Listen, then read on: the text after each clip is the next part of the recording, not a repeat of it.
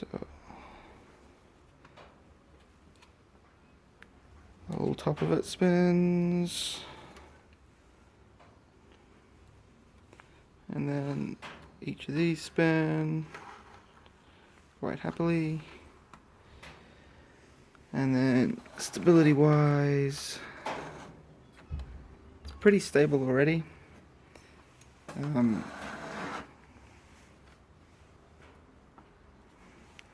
Pretty happy with that. However, I have designed these little leg extensions which push it out so that it's flush with the most extreme dimension. Yeah, so we've got Vallejo size 25 mil or so, Citadel ones 34, 33, and the old school G-dubs because I've got heaps of these. Oh, a bit trickier to put back in. There we go. Couple of 12 mil wood that I've used instead of printing every single one. That saved a bucket.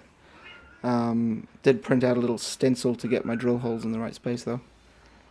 16mm dowels, but the next version is going to have an 18mm in the center, just because I feel like it's a bit more sturdy down the bottom.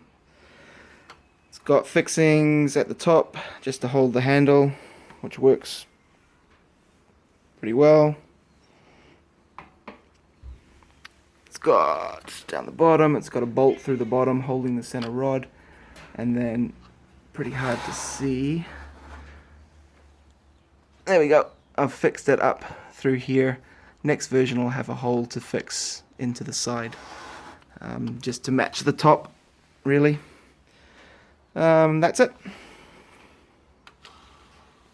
Pretty pleased with that.